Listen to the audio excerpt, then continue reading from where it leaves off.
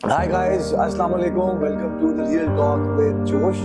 और एक बहुत ही छुपा हुआ खजाना है दुनिया से, मेरे बचपन का दोस्त है मोहम्मद अब्दुल्ला भट्टी उसका नाम है। और बचपन से ही हमारे स्कूल में, लाहौर ग्रामर स्कूल में अब्दुल्ला भट्टी जो था वो इतना हाई एनर्जी था कि मतलब इस बंदे की अलग ही एनर्जी थी।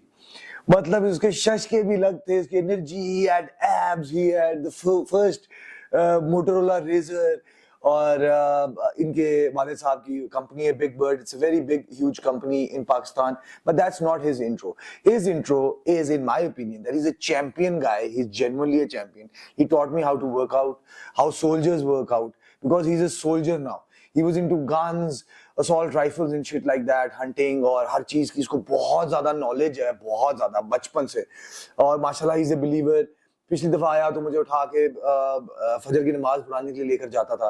उसके बाद ही taught me how to run, how to breathe while you running, और सारा कुछ अभी हम लोग डिस्कस करेंगे। Now is in Australian army, Australia चला गया, माशाल्लाह ही इज मैरिड। और बाकी की बातें हम अब्दुल्ला भट्टी से करते हैं। Thank you so much for coming Abdullah Bhatti. अस्सलाम वालेकुम अली, क्या चल रहा है तेरे? अल्हम्दुलिल्लाह, आई एम गुड यार ब्रो, तू कैसा है? बस ठीक यार। फिट है? How's life in Australia? बस यार लाइफ काफी, अब समझ लो कि बिजी है, बहुत बिजी है, दो जॉब्स हैं।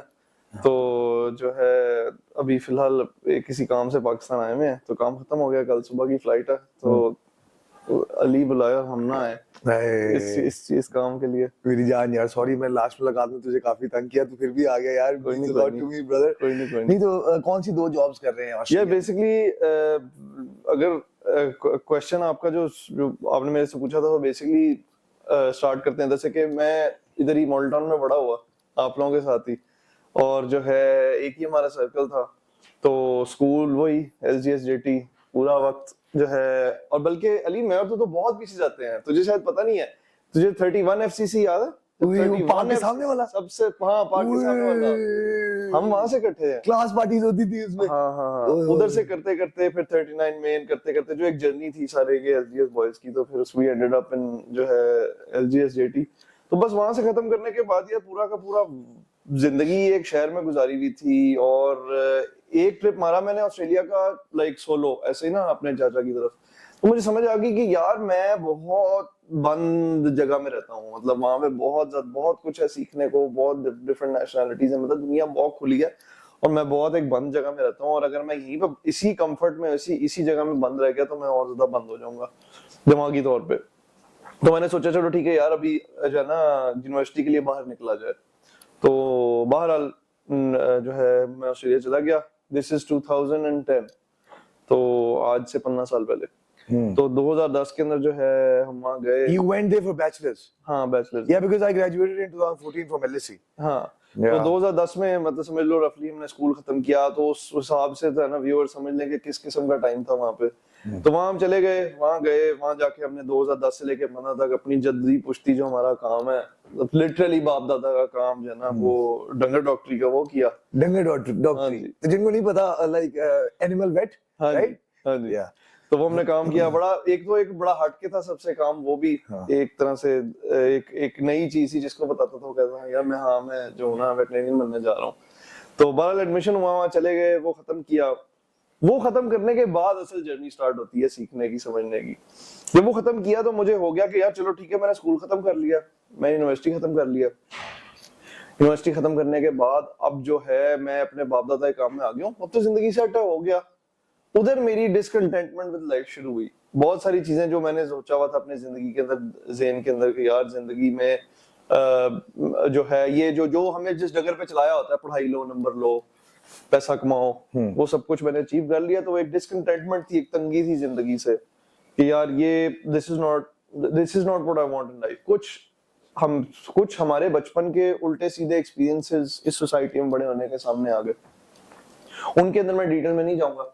However, मैंने अपने आप को डिस्कवर करना शुरू किया कि मेरे अंदर बहुत सारी खामियां हैं, और वो बहुत सारी खामियां एक पर्सनालिटी का हिस्सा बन चुकी हैं, और उनका इतनी सख्त वो पर्सनालिटी का हिस्सा बन चुकी हैं कि मुझे ना सिर्फ लाइफ से, जिंदगी से डिस्कंटेंट कर रही हैं, बल्कि मुझे एक अनहैप्पी पर्सन बना रही है जनरली इन लाइफ।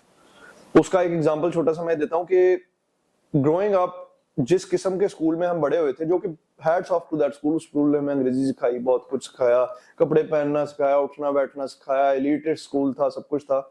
लेकिन एक चीज काफी सारी एडवर्स इफेक्ट्स थे उस स्कूल के हमारे ऊपर, हमारे फ्रेंड्स ग्रुप के हमारे ऊपर, हमारे गंदी आदतें जो लगी हुई थी। उन गंदी आदतों को मैं ये नहीं कहूंगा कि जो हम गलत चीजों में लगे हुए थे, वो भी एक सिम्टम था उस मेजर प्रॉब्लम का। मेजर प्रॉब्लम ये था कि हमारी पर्सनैलिटीज फ्लॉड थी। मैं कॉन्फिडेंट नहीं था अपने अंदर, हम सारे नहीं थे। मैं कॉन्फिडेंट नहीं था अपने अंदर, मैं उस अंडर कॉन्फिडेंस की वजह से मैं खुश नहीं था अपने अंदर। और हम अग्रीएबल किस्म के लोग बन चुके हुए थे, एटलीस्ट मैं तो बन चुका हुआ था। फलाने को खुश रखना है, फलाने का People pleasers. एग्जैक्टली हम पीपल प्लीजर मैं पीपल प्लीजर बन चुका था। फलाने को खुश रखना है, फलाने को ठीक रखना है, यार फलाने का जो है वो बुरा ना हो जाए ओपिनियन अबाउट मी। और इस तरह की सारी जो चीजें थी ना, वो पर्सनालिटी डैमेज कर रहा था मेरी ओवर टाइम। तो एंड वो जो सारा करियर मैंने चूज किया था और वो सारी लाइफ मैंने चूज की, that was part and parcel with that. क्योंकि जब आप एक पीपल प्लीजर होते हो और आप जो है you don't have the ability to stand up for yourself, और जब आप when you live for others, तभी आप अपने बाप दादा का एक तरह से there is a big chance कि आपने इस वजह से अपने बाप दादा का जो करियर है वो पकड़ा हुआ है, बिकॉज वो भी उस सारी पर्सनालिटी का हिस्सा है। जब मैंने उस 4 साल काम किया उसके अंदर, अब समझ लें कि ये प्री इन्फ्लेशन टाइम्स है, प्री कोविड टाइम्स।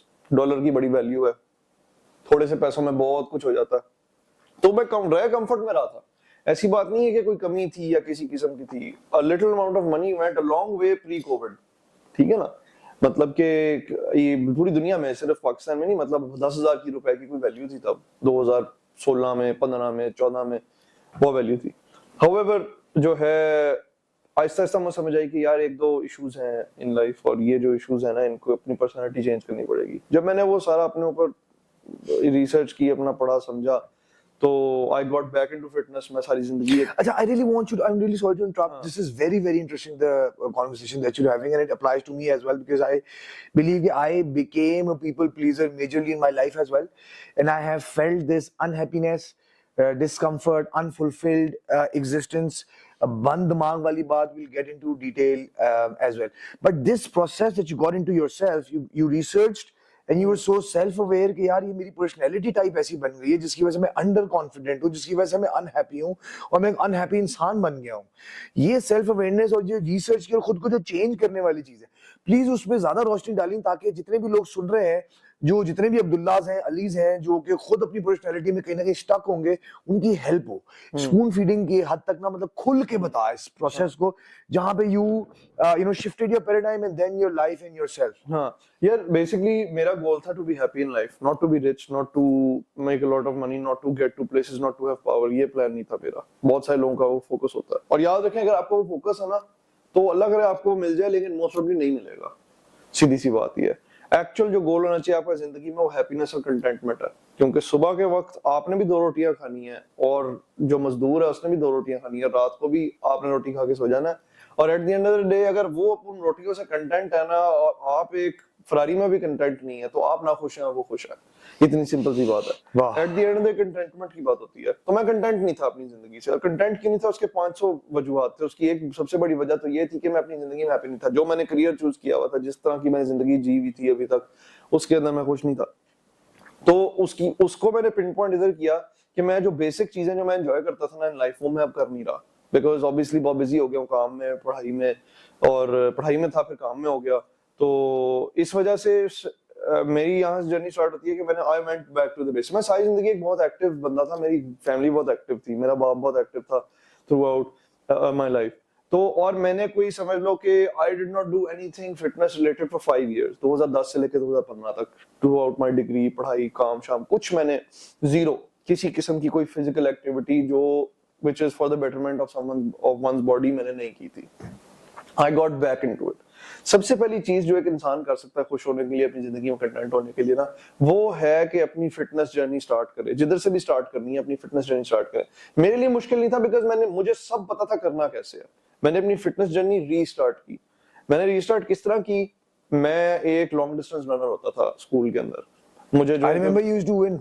हाँ, मुझे कोई मिलता था, वैसे स्प्रिंटर नहीं था, स्प्रिंट बहुत करते थे स्कूल में, लॉन्ग डिस्टेंस। लेकिन तू वो भी जीतता था, मुझे हाँ जीता था, एक लाहौर मैराथन हुआ था यार 2006 के अंदर, वो मैंने कंप्लीट किया था, टॉप 50 में आया था। इस तरह था मतलब। लेकिन फर्क ये 13-14 साल का लड़का जो होता है उसका वजन कोई नहीं होता ऊपर, कार्डियोवैस्कुलरिटी इनसेन होती है। तेरे एब्स होते थे बचपन में भी, स्पोर्ट्स डे में तू फ्लेक्स करता होता था, मुझे याद है। पीक होती है फिटनेस की आपकी, तो वो वक्त था। अब जब इतने सालों बाद दोबारा स्टार्ट किया तो वो बेसिक्स तो थे।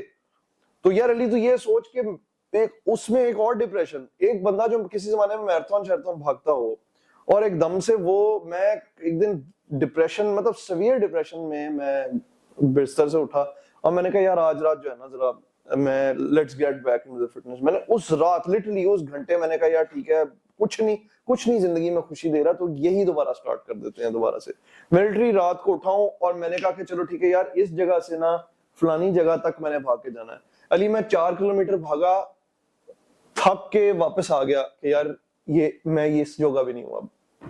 ये वो बंदा है जो 4 किलोमीटर लोगों को सुनने में बहुत लगता है, लेकिन ये वो बंदा है जो 26 20 40 किलोमीटर भाग रहा था बगैर सोचे समझे, मोल्टन पार्क के इतने चक्कर के सुबह से लेकर दोपहर तक भागता ही रहा। ये वाला मामला था। तो मैं वापस आ गया, फिर मुझे समझा कि क्या चीजें मुझे पसंद है जो मैं नहीं कर रहा, और किस हद तक मैंने अपने आप को इस रैट रेस में डाल लिया हुआ है सिर्फ लोगों की खुशी के लिए। फिर मैंने अपने आप को उधर से आहिस्ता आहिस्ता छोटी छोटी चीज को पकड़ के उसके ऊपर काम करना शुरू किया। सबसे पहले तो मैं अपना करियर छोड़ दिया, क्योंकि वो करियर मुझे खुशी नहीं दे रहा था। उस करियर में कंटेंटमेंट नहीं थी, कोई अल्लाह की रजा नहीं थी शायद उस करियर के अंदर। मैंने वो करियर छोड़ा और मैं जो हूं ना एयरपोर्ट पे काम करना शुरू हो गया। मैंने जॉब अप्लाई की एक फोर्कलिफ्ट ड्राइवर की। तो मैंने फोर्कलिफ्ट ड्राइवर लाइसेंस था मेरे पास, फॉर वट एवर रीजन। मतलब वो जो गाड़ियां उठाते, हाँ वो लाइसेंस था मेरे पास, फॉर वट एवर रीजन मेरे पास वो लाइसेंस था। आई डोंट नो किस तरह था, मुझे लगता है कि वन ऑफ द जॉब्स थी, उसकी रिक्वायरमेंट थी कि उन्होंने मुझे फोर्कलिफ्ट लाइसेंस लेके दे दिया था। One of the jobs which was a job as an animal scientist। तो उन्होंने मुझे दे दिया था। तो उस वजह से, क्योंकि वहां पे कुछ वेयर हाउस में कुछ चीजें थी जो मूव करनी होती थी आपको, उससे आपको लाइसेंस चाहिए था। तो उस लाइसेंस के बेसिस मैंने एयरपोर्ट पे जॉब की। वो बड़ी इंटरेस्टिंग जॉब थी यार। उसमें हमने कार्गो प्लेन्स लोड करने होते थे। तो वो इतना परेशान होते थे कि यार ये मतलब एक वेटनेरियन आ गया है यहाँ पे, इसको लाइक ये कहता है कि जी मैं I am sick of my work, तो मैं ये काम करना चाहता है। हाउएवर वो कार्गो प्लेन्स और permanent night shift. and what was your why of starting that job? You just wanted to, मैं डिसकंटेंट था Please, लाइफ में, डिसकंटेंट और ना खुश था।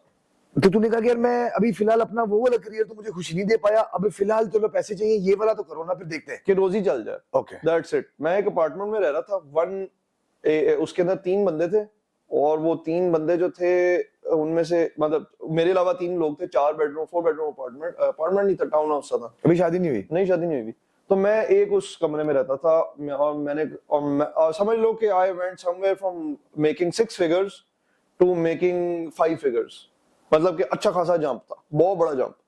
आपकी लाइफ हो नहीं सकता कि आप उसको फील ना करो। मैंने फील भी नहीं किया, मुझे फर्क भी नहीं पड़ा उस सारे सिचुएशन। तो मुझे समझ आया कि यार फिर उस पैसे का फायदा क्या था जो मैं बना रहा था। एक तो वो टिका भी नहीं, एक तो होना कि यार बड़ा बना लिया हो तो फिर उस पर सोच लिया हो कि अब ये आसान चीज।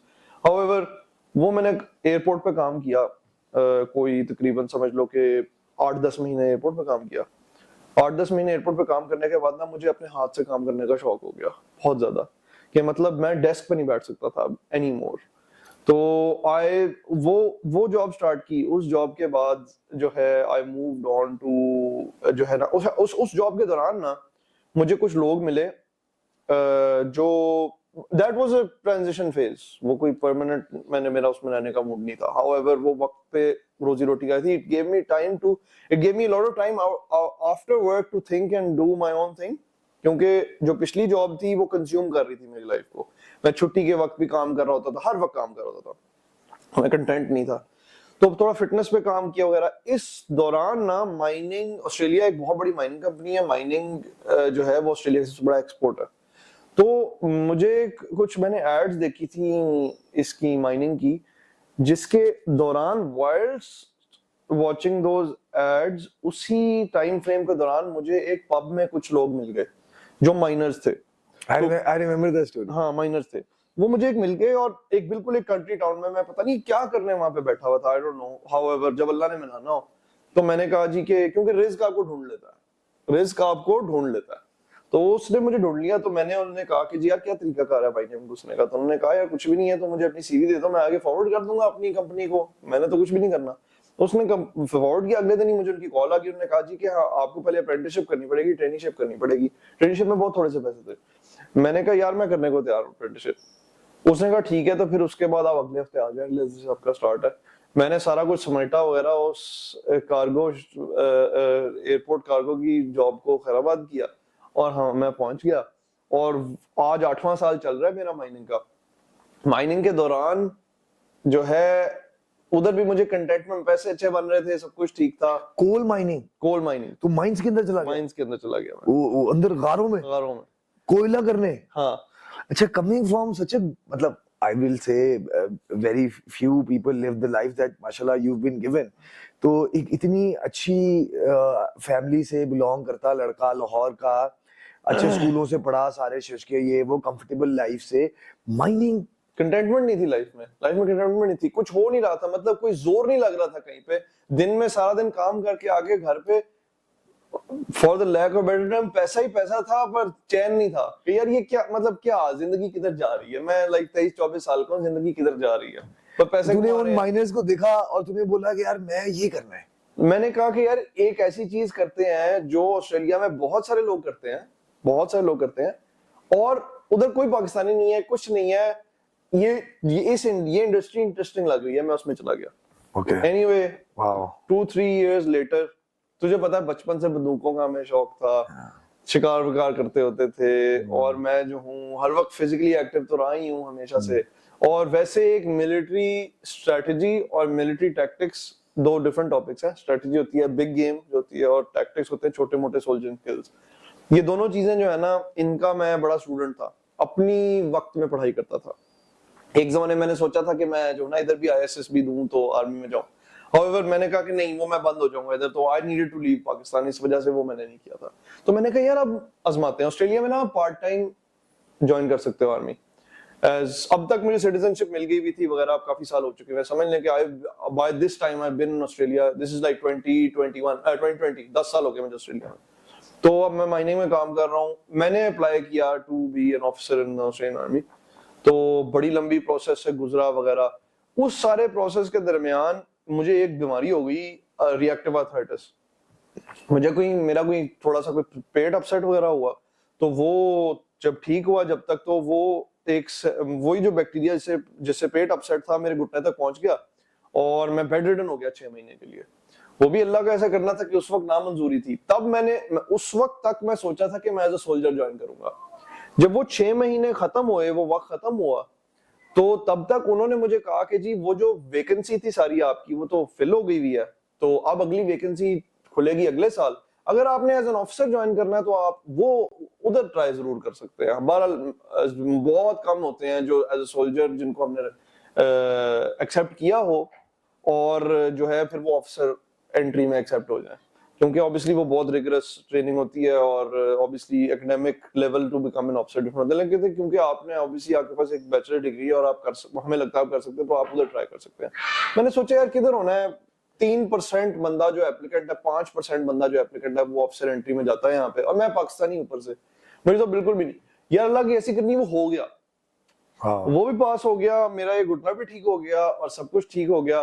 तो 2021 से लेके तो 2000 समझ लो 2022 से लेके तो 2024 में जाके फिर मैं ग्रेजुएट हुआ।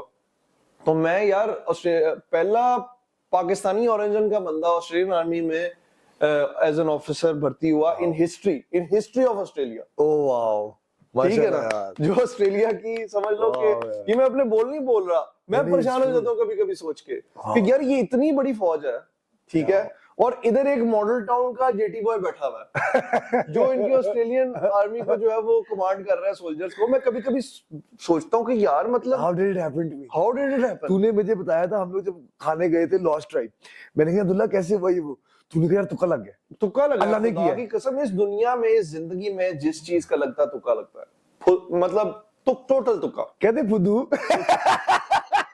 लफ्ज और थे, मेरा लफ्ज यार, हम पंजाबी है, लफ्ज तुक्का नहीं, तो लफ्ज तो हो जाए, we can own being a Punjabi, ठीक है ना, like a badge। तो फुद्दू लग गया।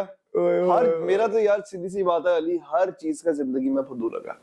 It's as simple as that. आपके ज़हन में बात होनी चाहिए और आपका लग जाता है।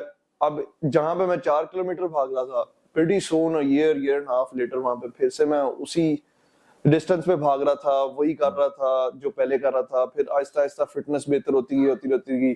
जब आपकी, यार अली एक बात बताऊं, और ये व्यूअर्स के लिए भी है, कि जब आपकी जिस्म फिट होता है ना, जब आप फिटनेस अपनी पकड़ लेते हो दोबारा से, तो आप जो हो एक ऐसे माइंडसेट में चले जाते हो कि आप वैसे एक डिसिप्लिन्ड माइंडसेट में चले जाते हो। आपके लिए कोई भी डिसीजन लेना जो मुश्किल है, सुबह जल्दी उठना, कोई मुश्किल काम करना, कहीं कोई चीज करनी है जाके उधर टाइम पे पहुंचना, सही खाना खाना, एफिशिएंट काम करना, ये हर चीज जो है ना आसान हो जाती है। वाओ बिकॉज आप और ऑलरेडी एक काफी मुश्किल अनकंफर्टेबल चीज कर रहे हो। जब आप वो सब कुछ कर रहे हो तो आप, बिकॉज आपके लिए वो सारी चीजें आसान हो जाती हैं, तो ऑटोमेटिकली आप सक्सेसफुल लोगों वाली चीजें करते हो।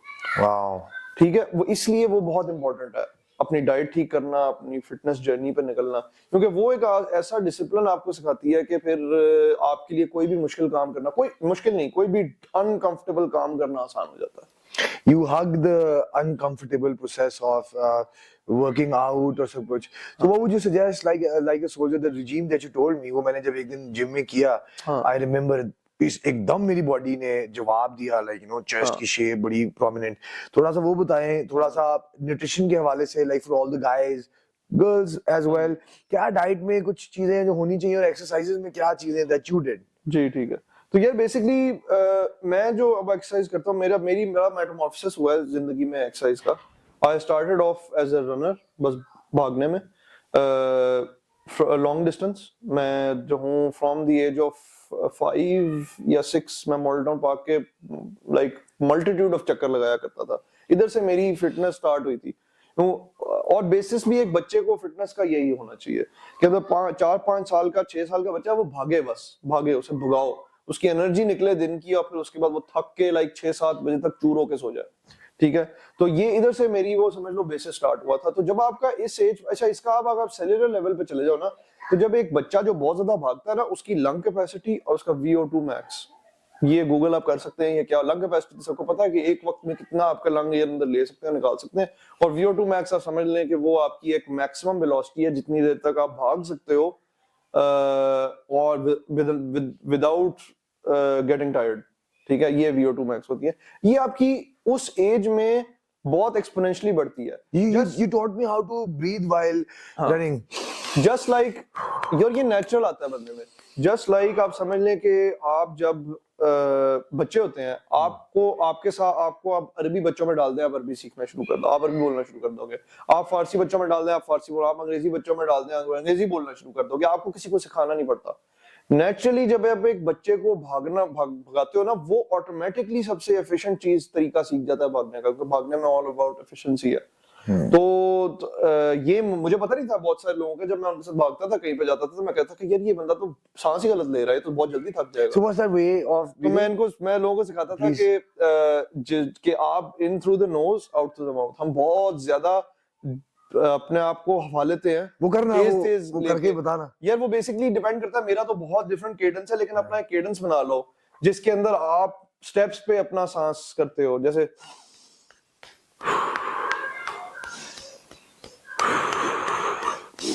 It's a rhythm. ये है ना, ये समझ लेंगे 70 बीट्स पर मिनट की हार्ट बीट है ये। Wow. ये 70 बीट्स पर मिनट है। ये आपकी नेचुरल हार्ट बीट है। इस तरीके से आप समझ लें कि अगर आप यूं करेंगे ना,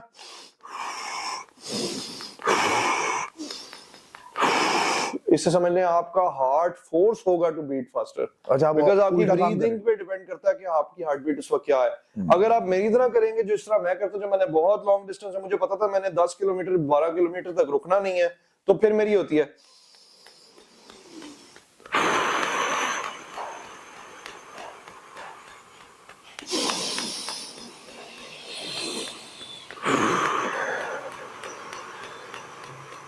मैं ये करता हूँ जो और लंबा, तो उसमें आप ज्यादा उसमें ये जो आपका केडेंस है ना, ये आहिस्ता आहिस्ता आपका हार्ट का कम हो जाता है। वाओ। तो फिर एंड पे इससे वो हो जाएगा वाओ। तो इस तरीके से you can go for longer. आपकी ब्रीदिंग पे आपका सारा हार्ट, क्योंकि याद रखें आप कोई स्क्वाट्स नहीं कर रहे, आप कोई बेंच प्रेस नहीं मार रहे, आप कोई हैवी पुलअप्स नहीं कर रहे, आप कोई जो है मिलिट्री प्रेस नहीं कर रहे, आपके स्लो ट्विच फाइबर्स हैं मसल्स के, जो बेसिकली काम तब करते हैं जिन्होंने बहुत लंबे पीरियड के लिए कंसिस्टेंट काम करना होता है। ठीक है, दो तरह के आपके मसल फाइबर्स होते हैं, एक जिन्होंने बहुत सारा काम इकट्ठा करना होता है एकदम से और फिर रुक जाना होता है, और फिर उस ऐसे होते हैं जिन्हें बहुत लंबा काम करना होता है for a very long period of time, थोड़ा थोड़ा करके। ये अच्छा एग्जांपल नहीं है मेडिकली, लेकिन मैं फिर भी दे दूंगा कि आपका हार्ट एक ऐसा मसल है जो कभी थकता ही नहीं है, राइट? उसको एक परफेक्ट अमाउंट ऑफ ऑक्सीजन मिलती है जिसके अंदर वो हर वक्त चलता रहता है और वो थकता नहीं है। जस्ट लाइक आपका बाइसेप, क्वाड्स, कोई भी मसल है वो फटीग हो जाता है, थक जाता है। तो उसको उसकी लॉन्जेविटी के लिए इंपॉर्टेंट है कि आप अपनी ब्रीदिंग कंट्रोल करें। वंस आप अपनी ब्रीदिंग कंट्रोल करनी सीख जाए और उस कार्बन डाइऑक्साइड बिल्डअप जो आपके अंदर हो रही है बिकॉज उस ब्रीदिंग की वजह से, उसको बर्दाश्त करना सीख जाए ना। उसी तरह एक बंदा जब नया नया सिगरेट पीता है, उसे खांसियां आती हैं, उसे गंदा लगता है, ऐसा ऐसा आपकी बॉडी उस सिगरेट स्मोक की टॉलरेंस बढ़ा लेती है अपने अंदर। और I don't know because I don't smoke. तो आपकी मतलब एक स्मोकर खांसियां नहीं करता ना, एक स्मोकर खांसियां नहीं करता क्योंकि उसकी बॉडी को यूज टू हो गया है, वो पता है धुआं आना है वगैरह, उसके लिए वो नॉर्मल है। एक्चुअली वो निकोटीन हिट भी उसके लिए उसको चाहिए।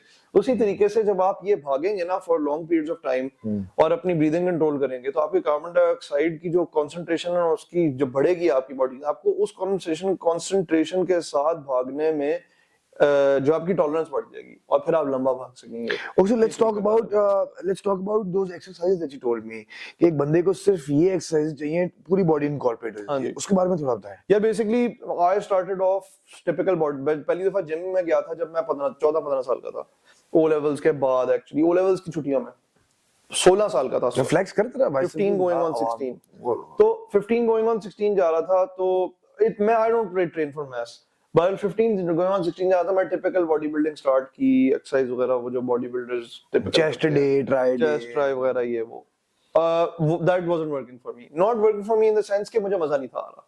मुझे रिजल्ट्स आ रहे थे सब कुछ, लेकिन मुझे मजा नहीं था आ रहा, बिकॉज मैं जब भी जो है वो करता था, मैं कहा यार दिस इज लीडिंग नोवेयर, ये बोरिंग है बहुत। और मैंने देखा कि मेजॉरिटी लोगों को भी यही होता है कि दे गो ट्रेन फॉर मैथ्स के जी मेरी जरा बॉडी बन जाए, लेकिन what ends up happening is वो एक बोरिंग सी मंडेन सी रूटीन में चले जाते हैं जो वो सस्टेन नहीं कर पाते क्योंकि बोरिंग है, उन्हें मजा नहीं आ रहा था।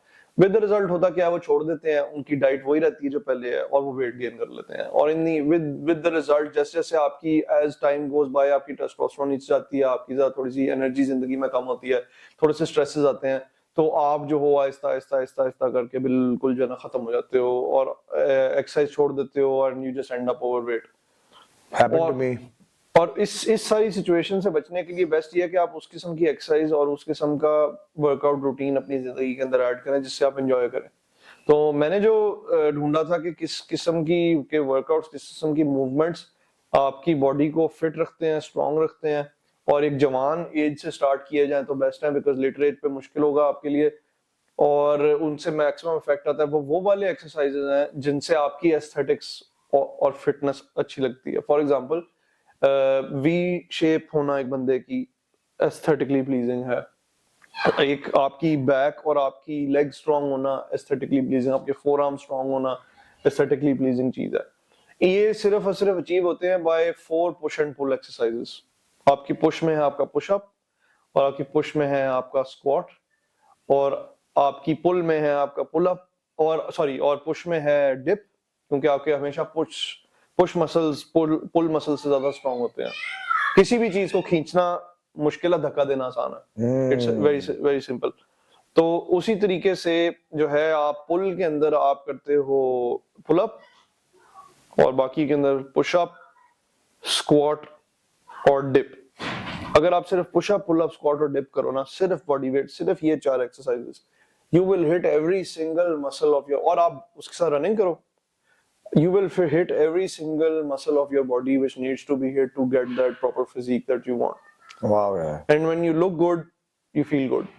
तो इस तरीके से जो है ना आप, अच्छा फिर ये this is the only exercise you need, कोई डिटेल में जाने की वगैरह जरूरत नहीं, this is all you need. Amazing. इसके आप सेट्स एंड रेप्स बढ़ा सकते हो और ओवर टाइम वेट्स लगा लो, आप वेट्स लगा लो अपने ऊपर, आप वेट बेल्ट मिलती है जिससे आप वेट, तो आपके लिए क्योंकि और कंपाउंड लिफ्ट्स हैं, ये हर चीज को इनकॉर्पोरेट कर, हर चीज को आप पुल अप कर रहे हो, आप बाइसेप का भी पुल अप करोगे, एग्जैक्टली आप बैक का भी करोगे, डिफरेंट डिफरेंट ग्रिप्स करोगे, पुशअप्स आप चेस्ट का भी करोगे, क्रीप भी करोगे, ट्राइसेप भी करोगे, you play with these exercises exactly. और स्क्वाट्स जो है वो थोड़ा सा शोल्डर विड्थ अपार्ट से हल्का सा बाय लेग करके, हाँ, जो आपके लिए कंफर्टेबल है। आपने फील किया कि यार पाकिस्तान में मैं रहूंगा ना तो मैं बहुत बंद हो जाऊंगा, एक वो पॉइंट पे मैं चाहता हूँ हम लोग डिस्कस करें। और दूसरा ये कि व्हेन यू रियलाइज कि यार you are not happy, you are unfulfilled, I feel like there is so many people who are not living a profound life, meaning they are not living from their heart, they not, their auras are not aligned, वो पैसे के लिए कोई job कर ली, अब्बा जी ने फलानी चीज की, you know, people pleasing, they are not happy themselves. I see that all around me. I'm sure you also notice that because mashallah you that way. So उस चीज को काउंटर करने के लिए तूने सबसे पहले तो ये किया कि तूने बोला कि यार मैं पहले कहानी यहाँ से शुरू करूंगा कि मैं फिजिकली फिट होऊंगा, दोबारा से फिटनेस जर्नी स्टार्ट। दोबारा से तू उस रात को उठा, तूने कहा यार मैं अपनी फिजिकली तो मैं अपने आप को ठीक करूँ ना, उसके बाद आगे की कहानी हम करेंगे। तूने अपना करियर पॉज पे लगा दिया, तो सोचने का टाइम मिला, फिजिकली फिट हुआ, और फिर तूने क्या किया उस फुलफिलमेंट को, उसको हासिल करने के लिए? ये जिस तरह मैंने कहा है कि फिर उसके बाद जो है, जो मैं सारी जिंदगी से करना चाहता था, I wanted to learn military strategy and tactics from proper military college. That was like your thing. मैं चाहता कि मैं You were किसी passionate about it. हाँ, मैं किसी मिलिट्री कॉलेज में जाऊं और मुझे सीधे तरीके से पढ़ाएं कि किस तरीके से मतलब मिलिट्री स्ट्रेटजी और टैक्टिक्स होते क्या हैं, और किस तरीके से एक टीम को लीड करते हैं, और अंडर प्रेशर किस तरीके से परफॉर्म करते हैं, और उस किस्म का, और मुझे प्रॉपर सोल्जरिंग स्किल्स चाहिए थे। बिकॉज आई बिलीव, ये मेरा अपना ओपिनियन है कि हर मुसलमान is firstly a soldier and then he is something else. माशाल्लाह, वाह। ठीक है, I went to the basics. जो मुझे जो चीज मैं एंजॉय करता था ओरिजिनली, वो ये था working out, exercise, just movement, overall movement. तो वो मैंने करना शुरू किया। जब मैंने वो करना शुरू किया तो ऑटोमेटिकली वो डिसिप्लिन वापस आना शुरू हो गया जिंदगी में। Talk about the diet aspect as well. अच्छा, हाँ, यार डाइट की बात मैं इस तरह करूंगा कि diet, you have to understand कि जो डाइट की इंफॉर्मेशन हमारे तक पहुंची हुई है ना, वो डाइट की इंफॉर्मेशन सारी बनी हुई है from the 70s and 80s। मुझे प्लीज सिखा दे यार फूड एजुकेशन निल है यार 70s और 80s में ना हमारी जो जो जो जो डाइट्स हमें बताई गई थी, वो डाइट्स थी heavily based on the commercial aspect of selling food. ठीक है ना, commercial aspect of selling food ऐसे कि सॉफ्ट ड्रिंक्स मेन स्ट्रीम थे, आपकी हाई कैलोरी जो फूड्स थे वो मेन स्ट्रीम थे। उस वजह से लाइक टू सेल देम उन्होंने एक डाइट बनाई थी। अब बात ये है कि वो डाइट सिर्फ एक परफेक्ट मैन के ऊपर फिट होती है, हर किसी के ऊपर फिट नहीं होती। ठीक है, तो इस वजह से जो बैलेंस डाइट का आइडिया है ना, वो ओवर टाइम हमें पता लगा कि वो फ्लॉड है। बैलेंस डाइट जैसी कोई चीज नहीं है। ठीक है, आपका जो केवमैन था वो प्राइमरीली एक मीट की डाइट खाता था, एज कंपेयर टू हमें बताया गया जी कि आपने ये इतने वेजिटेबल्स खाने हैं, इतने कार्ब्स खाने हैं, इतनी प्रोटीन लेनी है, इतना फैट खाना है, ये करना है, वो करना है। फिर हमें एक कहानी तो बताई गई जी कि ये फैट बड़ी बुरी चीज है, कोलेस्ट्रॉल हो कोलेस्ट्रॉल आपका ऊपर चला गया, आपको कोरोनरी हार्ट डिजीज हो जाएगा, ये हो जाएगा, वो हो जाएगा। वो सब जो है कहानी है, निकली बाद में। तो जो चीज आपको eight the end of the day, आपकी बॉडी है कैलोरीज इन कैलोरीज आउट, और ये सिंपल सा फॉर्मूला है for each gram, not for each gram, let's look at it this way, for अगर रेशियो देखा जाए तो 6 ग्राम जो है कार्ब्स और 6 ग्राम प्रोटीन के अंदर सेम अमाउंट ऑफ एनर्जी है। ठीक है, और फैट में इससे ज्यादा एनर्जी है। बस इस तरह देखें आप, मतलब कि प्रोटीन और कार्ब आप खाएंगे, आपको सेम अमाउंट ऑफ एनर्जी मिलेगी। प्रोटीन बोटियां शोटियां पल्सेस, कार्ब्स रोटी चावल डबल रोटी। ठीक, एग्जैक्टली, कार्ब्स आप खाएंगे तो आपको same amount of weight of protein and same amount of weight of carbs has the same energy. ठीक है, fat has more energy than both of these. ठीक है, अब आपने इसके साथ खेलना है और समझना है कि आपकी कैलोरिक रिक्वायरमेंट क्या है दिन की। ठीक है, the best way if you want to lose weight और गेन वेट, ये एक्चुअली मुझे इंफॉर्मेशन मिली थी एक बॉडी बिल्डर से।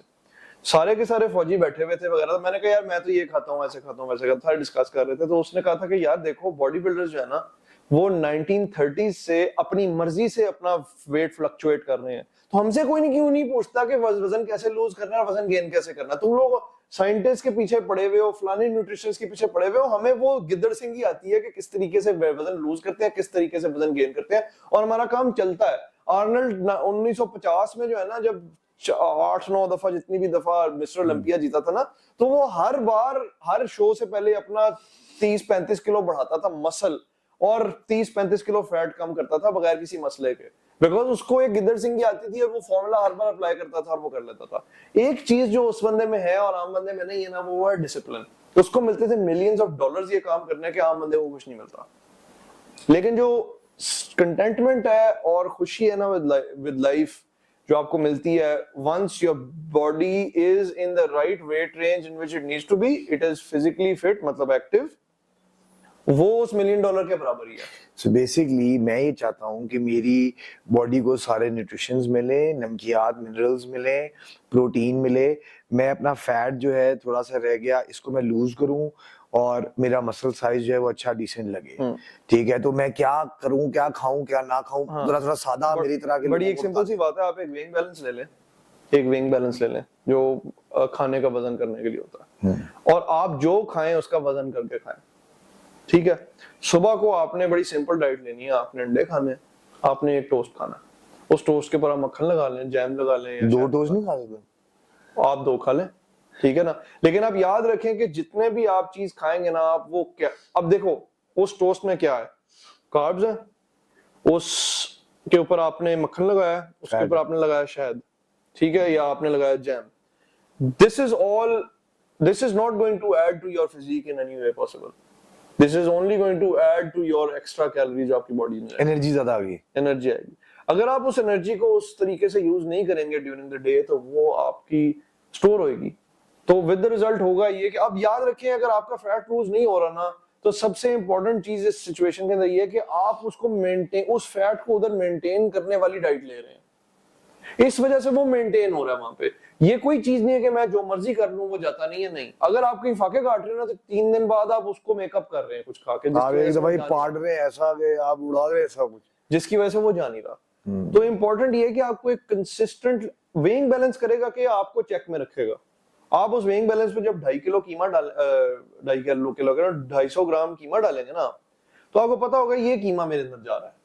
आप उसके ऊपर टोस्ट रखेंगे, आपको पता होगा इतने ग्राम मैंने टोस्ट खा लिया। आप उसमें रोटी रखेंगे, आपके इतने ग्राम मैंने रोटी खा लिया। आपको एग्जैक्ट, और फिर साइड पे आपका किताब होगी, उस किताब के अंदर आप लिखिएगा। तो सबसे पहली बात जो मैं आपको बताऊं, हर बंदे के पास एक लिखने के लिए एक पैड होना चाहिए, और उस पैड के ऊपर लिखने के लिए एक पेन होना चाहिए एट ऑल टाइम्स, आपको होना चाहिए, ताकि आप अपनी ये कैलोरीज और ये खाना ट्रैक कर सकें। आप अमेज हो जाएंगे कि आप दिन में क्या कुछ खा लेते हैं जिसको आपको याद ही नहीं रहता।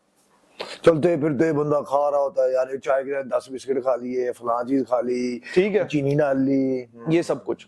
तो इसलिए इंपॉर्टेंट ये है कि आप जो है ना उस कैलोरी की इनटेक को काउंट करें, और गूगल पे बड़ी आराम से आप बता सकते। आप दिन के एंड पे आप देख लें जी मैंने कितने 2500 कैलोरी खा ली है, 2600। और ये चीज ठीक है कि मैं अगर मौसमी फल खाऊं, मौसमी सब्जियां खाऊं, होल फूड्स खाऊं, कुक हुआ हुआ खाना, अच्छा मसाले मुनासिब, तेल ऑलिव ऑयल अच्छा, तो यार मैं पर्सनली समझता हूँ कि अगर आपने अपना वेट लॉस करना है ना, और ओवरऑल अपनी हेल्थ बेहतर करनी है, तो आप कोशिश करें कि एनिमल प्रोडक्ट्स की तरफ आएं और वेजिटेबल प्रोडक्ट से दूर जाएं। ये जो सैचुरेटेड वेजिटेबल ऑयल्स है ना, they are recipe for disaster हमारे मुल्क के अंदर। इनके अंदर like I am not privy to exactly इनके अंदर क्या होता है, लेकिन they are not good for you. आप चर्बी में पका लें, आप जो है मक्खन में पका लें खाना, आप वेजिटेबल ऑयल्स में खाना ना पकाएं, जो मिल रहे होते हैं सारे। हाँ, आप वेजिटेबल डालडा डुलडा इनमें ना पकाएं, घी में पकाएं आप। हाँ, देसी घी सुना है बड़ा अच्छा होता है। घी में पकाएं आप मक्खन में पकाएं, वेजिटेबल ऑयल्स को छोड़ दें। ठीक है, हमें आइडिया हो गया। मैं मोटी बात कर लूं, सबसे पहली बात ये है, आपको एक वेइंग बैलेंस चाहिए। आपने अपना खाना ट्रैक करना, जिस तरह एक बॉडी बिल्डर, और क्या क्या खाना है, क्या क्या नहीं खाना, और आपने क्या नहीं खाना, वो ये है बेवक्ता मीठा बिल्कुल बंद। बेवक्ता मीठा, कि आप कोई खाना नहीं खा रहे उसके लेफ्ट राइट पे, आप बस उठा के मीठा खा लिया। आप गए हैं जी कॉन्ट्रा कैफे, वहां गए हैं, वहां जाके आपने जो है आप डोनट मंगवा लिया और साथ चीनी वाली कॉफी मंगवा लिया। इसने आपका इंसुलिन स्पाइक करना है और आपकी एनाबॉलिक जो एनवायरनमेंट आपकी बॉडी में अगर बनी हुई है उसको हाँ, ये भी बंद तूने कर मुझे देता है। बताया था कि कैलोरीज एक चीज है और दूसरा इंसुलिन लेवल लो रखने से आप जल्दी आपकी जो है बॉडी फैट बर्न करती है। इंसुलिन लेवल को दो लो चीजें रखना है हैं, और दो कैलोरीज। चीजें। एक आपकी कैलोरीज है, वो तो आपका बिल्डिंग ब्लॉक्स है जो आपकी बॉडी के अंदर जा रहे हैं। उसके बाद आपकी हार्मोनल प्रोफाइल है। अगर आपकी बॉडी के अंदर टेस्टोस्टेरोन एक स्टेबल प्लेटो कर रहा होगा बॉडी के अंदर, हर बंदे के अंदर एक जिस ऐसा बूढ़ा होता था आपका वो प्लेटो नीचे आता जाता है कि मतलब इतने इंटरनेशनल यूनिट था as a 28 to 36 year old male, तो अब as a 40 to 50 year old male वो यहाँ पे प्लेटो कर रहा है। ठीक है, ये डिफरेंस आ गया अब। ठीक है, so you have to make the most whilst your testosterone is plateauing at the top आजकल की जिंदगी में हमारी। ठीक है, क्या चीजें इसको जो भी चीज नेगेटिव फीडबैक से नीचे लेके आएगी ना टेस्टोस्टेरोन को, वो आपने नहीं करनी। क्या क्या चीजें नीचे लाती हैं और क्या क्या इंसुलिन हाइज नीचे लेके आते हैं, लैक ऑफ स्लीप नीचे लेके आता है, जो है सिगरेट ड्रग्स ये नीचे लेके आते हैं, ओवर ईटिंग नीचे लेके आती है, ओवर ओबेसिटी मतलब आपका जो एक्स्ट्रा बॉडी फैट है वो नीचे लेके आता है, लैक ऑफ एक्टिविटी नीचे लेके आती है, डिप्रेशन, स्ट्रेस, ये सारी चीजें जो है ना मिलके आपके टेस्टोस्टेरोन को नीचे लेके और तो याद रखिए एक विशेष साइकिल है। आप जितने डिसकंटेंट और नाखुश होंगे ना उतने ही आप नामर्द भी हो जाएंगे। ओए इतनी सिंपल सी बात है। अच्छा, टेस्टोस्टेरोन लेवल अगर हाई है तो आप कैसा फील कर रहे हैं? आप टेस्टोस्टेरोन लेवल हाई होने की सबसे बड़ी आपकी बात ये है कि आप फ्रेश उठते हैं सुबह को। सबसे बड़ा साइन ये है कि आप सुबह को फ्रेश उठते हैं। Okay, so we're done with the food as well. Right. Now coming back to the point. Food का समरी ये है, आपको वेइंग बैलेंस चाहिए, हाँ. आपको एक हाई प्रोटीन डाइट चाहिए, आपने वेजिटेबल ऑयल्स अवॉइड करने हैं, फ्रूट से आपका कोई फायदा नहीं होगा, उनमें कोई ऐसी चीज नहीं है जिससे आपकी कोई डिफिशियंसीज जो दूसरी डाइट से आपकी नहीं हो रही पूरी हो जाएंगी, वो नहीं होंगी। देखिए यार, अल्लाह ने फल बनाया है, विटामिन सी किन्नू में, पोटेशियम केले में, सेब Apple a day keeps the doctor away, iron. ये कहानी है ब्रो, उस सेब के अंदर सिर्फ आयरन है, लेकिन उससे बहुत ज्यादा आयरन बीफ में है, बहुत ज्यादा। अच्छा, ठीक है, फॉर द सेम अमाउंट, इतने से सेब में जितना आयरन है ना वो 4 लोकोमो में मिल जाता है आपको आउट ऑफ एक बीफ के कीमे के। Okay. Keema is your best friend, aloo keema is your best friend, aloo keema and dahi is your best friend without any carbs, चम्मच के साबित। Beef patties are your best friend with cheese and anda. मेरा जो गो टू मील है ना जिसमें मैं कहता हूँ मसल बिल्डिंग मील है, आपकी 150 ग्राम की एक पैटी, इस तरह की 2 पैटियां कर लो, 300 ग्राम हो गया।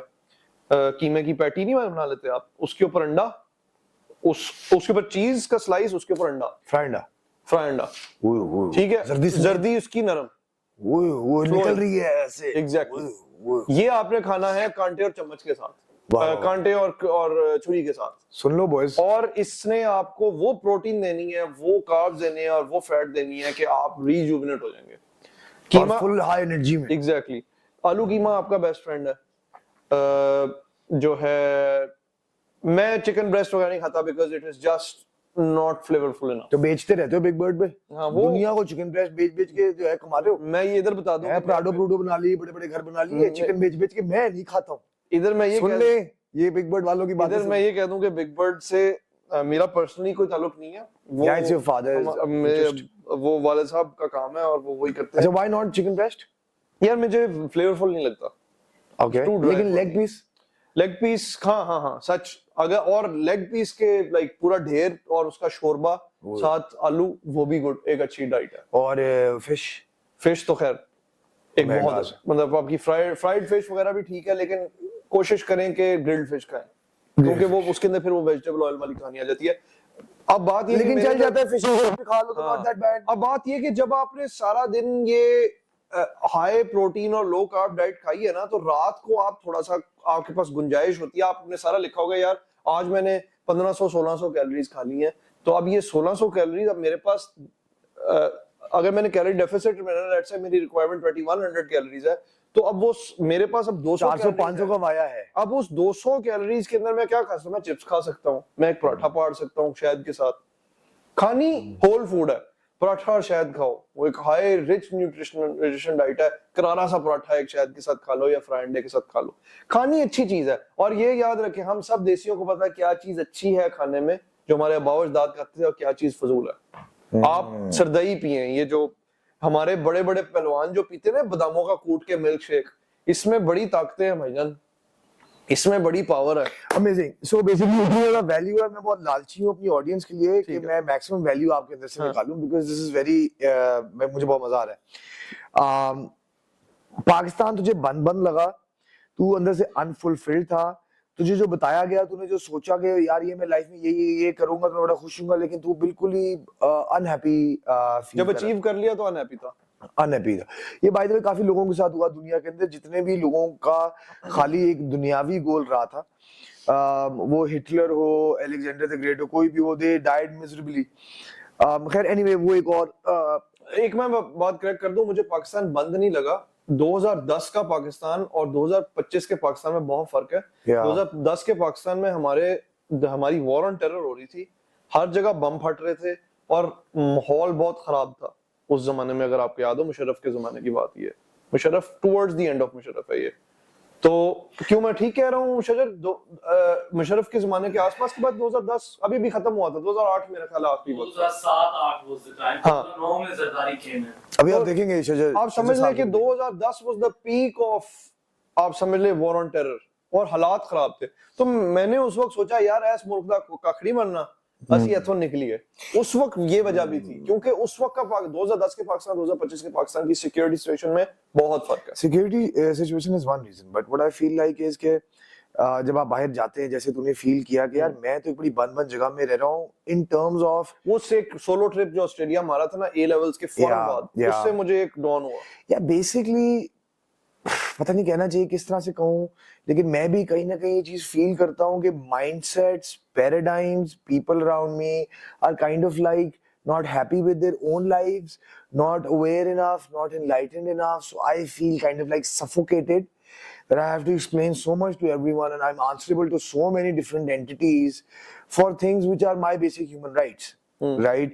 I feel that personally, I feel that professionally. I think you talking about that. The mindsets which prevail, the collective consciousness is not very high here in Pakistan. And you feel कि यार आप जब बाहर जाते हो तो वहाँ पे basics तो चलो लोगों को पता ही है. Right? Did you feel that?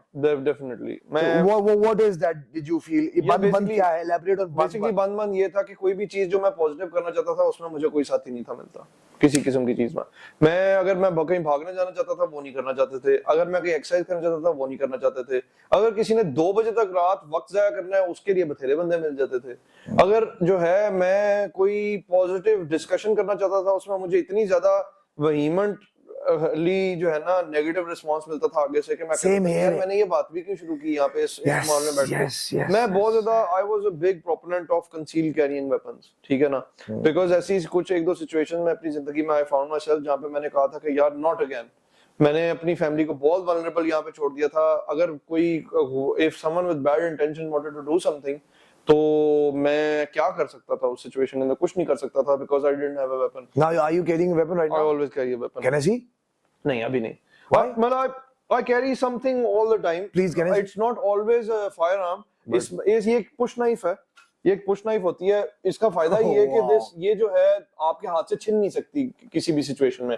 और ये this is how I hold it. हाँ exactly। इसमें पंच की तरह मारूंगा। ये बेसिकली हाँ, तो ये becomes an extension of your body.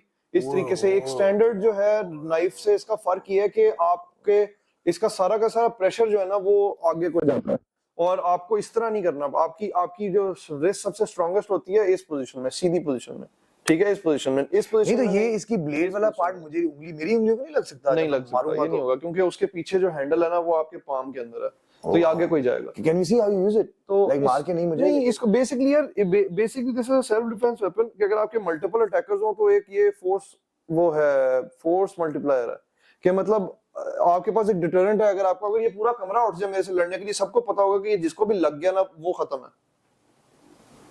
ठीक है ना। तो उस सिचुएशन में यहाँ पे you have multiple attackers, it gives you the time to remove yourself from that situation, ठीक है, gives you time to remove, क्योंकि आपने रिमूव करना है आपको सिचुएशन। आपने सली देओल की तरह सबको मारना नहीं है, निकलना है उधर से। और जिस किस्म की हमारी सोसाइटी है, जो हमारी सिचुएशन है, जो हम रोज वो भी पागल कर सकता है, आपको कुछ भी हो सकता है इस मुल्क में। I was in a life threatening situation a few days ago. हाँ जी। And I know मैं वो बात खत्म कर लूं सेल्फ डिफेंस वाली। तो जब मैं सेल्फ डिफेंस की बात करता था तो हमारे ही दोस्त बैठ के हमारे दिमाग कहता था कि तू पागल है, सब कुछ दे दे, जब तक सब कुछ नहीं देगा तब तक जान नहीं छूटेगी। मैं कहता कि ये क्या माइंडसेट है? मेरा माइंडसेट मैच नहीं था होता। तो डिसकंटेंट होके उस सारी थकी हुई, गिरी हुई, मरे हुए गरीबों वाली सोच कि यार जो है दे दूं, उसका और कोई ऑल्टरनेटिव नहीं हो सकता, कोई बेस्ट आउटकम भी हो सकता है, कोई बेस्ट पॉसिबिलिटी हो सकती है, कोई बेस्ट सोल्यूशन हो सकता कि है। एक नॉर्म बने कि ये एक स्टैंडर्ड नहीं है कि लाहौर में जो जिसको लूटना चाहे वो यूं लूट सकता है, जो कि फिर हमने एक्टिवली देखा कि कराची में वो चेंज आया। कराची में जब एक दो दफा रिटेलिएशन हुई और लोगों ने गन्स रखनी शुरू की तो ये एक शिफ्ट आया था कराची की सिक्योरिटी। अच्छा, you said something very interesting. I would like to talk about that more. You said all Muslims are soldiers. बिल्कुल यार, सिंपल Shed सी बात light है। on that. Let's go back in time and stop looking at Islam from the point जहाँ पे Mustafa Kemal Ataturk को Turkey का जो है modern day state of Turkey का जो है वो प्रेसिडेंट बना दिया गया, और पोस्ट वर्ल्ड वॉर 1 जब हम एक non aggressive weak Islam means peace का एक आइडिया जो प्रोपोगेट हुआ उसके बाद, by the way Islam does not mean peace, Islam mean submission to God. तो ये जो हमें सारी कहानियां पीस टीवी इस्लाम पढ़ाया जाता था पीस टीवी के ऊपर, और ये जो सारा बिनाइन फॉर्म ऑफ इस्लाम थी में पढ़ाई गई, तो उधर मुझे पता लगा, इट मेड मी थिंक कि यार सहाबा तो सारे सोल्जर थे, रसूलुल्लाह ने तो जंगें लड़ी हुई थी नबूवत से पहले, और नबूवत के बाद इतनी जंगें लड़ी थी after he was 40 years old, और उसके बाद हमारे जितने notable great personalities of Islam आए हैं वो सारे सोल्जर थे। अब कितने मुसलमान सोल्जर हैं? That made me think कि यार we have lost that skill, हम literally हमारे दांत हमसे छीन लिए गए हैं। तो मैंने सोचा था कि यार how can you look up to Ali ibn Abi Talib, the great Umar bin Khattab, the great Salahuddin Ayyubi, how could you look over to जो है like amazing historic battles जहाँ पे इस्लाम की बका हुई, like Karbala, like Ain Jalut, like Yarmouk, like Qadisiyyah, without understanding कि इन लोगों की लाइफ क्या थी, ये किस तरीके से, इनकी जिस्म कितने फिट थे, इनके दिमाग कितने मिलिटराइज थे, और उन चीजों को उस माइंडसेट को और उस नॉलेज को इस्तेमाल करके they took over the world. Wow. तो उनके अंदर वो कंटेंटमेंट थी, और मैंने सोचा था कि, और फिर मुझे पता लगा था कि इस्लाम के अंदर हर जगह कुरान मैंने फ्रंट टू बैक कई दफा पढ़ा हुआ है विद मल्टीपल ट्रांसलेशंस, और जो है अब तो मैं हिफ्ज भी कर रहा हूँ माशाल्लाह। तो जो है बहुत सारी जगह पे मैं जब पढ़ा कि तुम्हें क्या हो गया है जो तुम खुदा की राह में नहीं लड़ते, मैंने कहा यार लड़ेगा तो बंदा तब जब उसको आएगा ना। जिस बंदे को पता ही कुछ नहीं है, जो बंदा यहाँ से 2 किलोमीटर भागे तो वो हाफ जाता है, गिर जाता है, वो किस तरह वो काम कर सकता है? जो सहाबा मदीना से चलते थे तो वो सीरिया जाके तो जो है घोड़े उनके रुकते थे, तो वहां पे जाके जंग फिर स्टार्ट होती थी, ठीक है ना। हजरत अली इब्न अबी तालिब जो है वो उन्होंने हमारे सामने बताया कि जी इस्लाम में पीस। रसूलुल्लाह के साथ तो धोखा किया था यहूदियों ने, तो उन्होंने उनको मदीना से निकाल दिया था उन्हीं के लॉ के तहत, और फिर उसके बाद उन्होंने फर्दर धोखे खैबर में जाके किए थे, तो हजरत अली इब्न अबी तालिब ने खैबर के दरवाजे तोड़ के फेंक दिए थे। तो ये वो मुसलमान है जो आजकल हम देख रहे हैं, ऐसे हैं वो ऐसे तो नहीं है, वो तो बिल्कुल मरे हुए हैं, अंदर से खत्म हो चुके हैं। वो कहते हैं जी हमास ने बिल्कुल गलत किया था, इनसे लड़के हमसे पूछ के किया था, वो तो ये कहते हैं। तो वो माइंडसेट, मैंने कहा कि यार ये आजकल के जो हमें इस्लाम पढ़ाया जा रहा है, जो इस्लाम पढ़ाया जा रहा है, जो पीस टीवी पे पढ़ाया जा रहा है, ये इस्लाम नहीं है। For all the younger generation, क्या है इस्लाम? इस्लाम यार, Islam is what you make of it, सीधी सी जो बात है। लेकिन जो चीज इस्लाम नहीं है ना, ये मुझे नहीं पता इस्लाम को किस तरह एक्सप्लेन करना, मैं एक आलिम नहीं हूं, लेकिन मुझे पता कि क्या इस्लाम नहीं है। इस्लाम बेचारा लाचार दीन नहीं है, और वो आपको बेचारा और लाचार नहीं छोड़ता।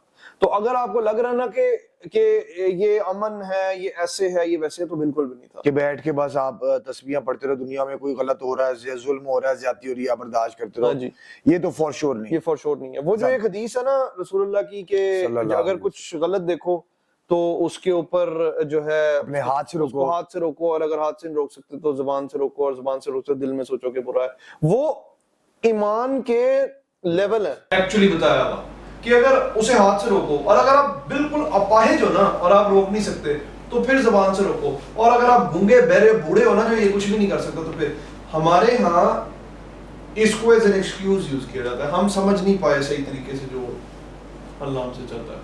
It's as simple as that. हमने अपने आप को रैट रेस में लगा दिया पैसे कमाने के लिए। Yeah, we all slaves of money. हमने पैसे कमाने और पैसा कमाने के लिए भी, रिच होने के लिए भी, रिच डैड पुअर डैड वो कह रहे हैं let go of the fear of हम not having money. हम रिस्क के अंदर यकीन भूल गए।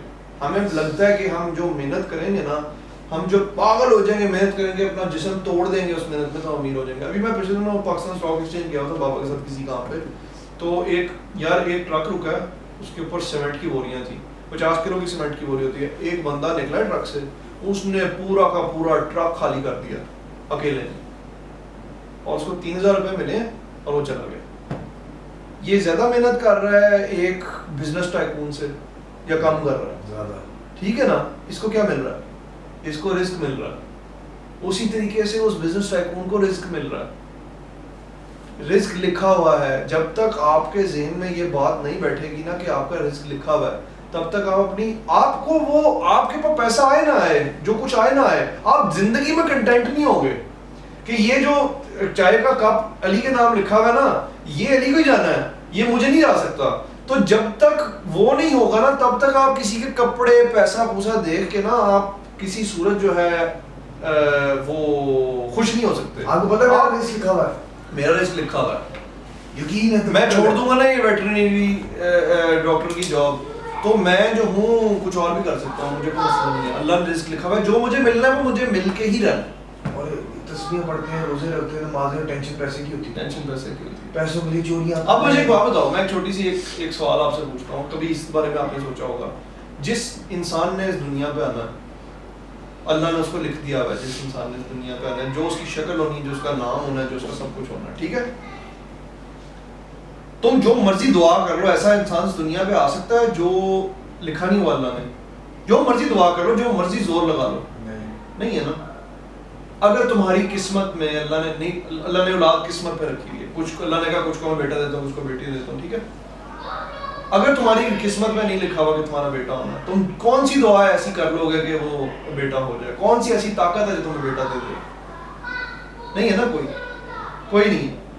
दुआ भी बड़ी सिलेक्टेड कबूल होती है, बड़ी सिलेक्टेड टॉपिक की कबूल होती है। हिम्मत की दुआ कबूल होती है, ताकत की दुआ कबूल होती है, सब्र की दुआ कबूल होती है। अल्लाह के जो डिसीजन है ना, उनके खिलाफ दुआ कबूल नहीं होती। तो बात यह है कि रिस्क अल्लाह का एक डिसीजन है। आपने किस वक्त किस घर पैदा होना है, कैसा शक्ल आपकी कैसी होनी है, आपने कब मरना है, ये सब कुछ अल्लाह का डिसीजन है। वो डिसीजन नहीं चेंज हो सकता। आप जो मर्जी कर लो, आप उल्टे लटक जाओ, आप वो डिसीजन नहीं चेंज हो सकता। आप जो है जेफ बेजोस क्यों ना हो, वो डिसीजन नहीं चेंज हो सकता। जो रिस्क आपको मिलना है वो मिल के रहना है, और जो नहीं मिलना, जब मुझे ये समझ आ गई ना, मुझे यकीन हो गया रिस्क पे, उस दिन मैंने जो है ना, मैं मेहनत मेरे लिए आसान हो गई। तो मुझे पता था कि यार ये मैं अपने लिए कर रहा हूँ मेहनत, इससे कुछ निकले ना निकले इसकी कोई गारंटी नहीं है, बट ठीक है, वो अल्लाह ने मेरा लिखा, वो अल्लाह ने लिखा हुआ है। ये मेरी दुनियावी सोच है जो कहती है मेहनत करिए, वो मैं कंटेंटमेंट के लिए फिर मेहनत करता था। बड़ी प्यारी हदीस है, work hard with a contented heart, not out of greed. तो तभी होगा जब आपके दिल में कंटेंट होगा। Now Abdullah Bhatti and Mohammad Ali Josh, we both agree that this passive version of Islam is not the true Islam. We are warriors, we want to fight, we want to do something. That is why I'm having this podcast with you right now. That is why I pleaded कि यार Abdullah please तू कल Australia जा रहा है, आ जा। I'm so glad we are recording this. What do we do? यार आपको सबसे पहले जिस तरह मैंने एक्सप्लेन किया, आप जिंदगी में अनकंटेंट है, अपना पहले कॉन्सेप्ट, क्योंकि हम अपनी सारी की सारी पावर और अपनी सारी की सारी फिलोसफी जो है वो इस्लाम से लेते हैं। What do we do for Islam? For इस्लाम तो अभी आप इस जोगे नहीं कि आप कुछ कर सकें, ठीक है, इस जोगे नहीं। जब किसी का लाहौर में मेजॉरिटी अवाम का जो है इतना बड़ा अगर ढिड निकला हुआ है, और वो जो है उनकी जो है खाने पीने ही नहीं कंट्रोल कर सकते, वो अपना खाना पीना ही नहीं कंट्रोल कर सकते वो अपना, अगर तो इसका मतलब है वो इस्लाम को कुछ नहीं दे सकते। अभी वो अपने आप को कुछ दें पहले जब, और उसके लिए इंपॉर्टेंट ये अपनी डाइट ठीक करें, अपने जिंदगी में डिसिप्लिन लाएं, अपना घर ठीक करें। जब वो ठीक हो जाएगा ना, तो फिर आप बाकी चीज़ों पे फोकस कर सकते हैं। और जिनका ये ठीक है, वो कुछ करना चाहते हैं इस्लाम के लिए, वो क्या करें?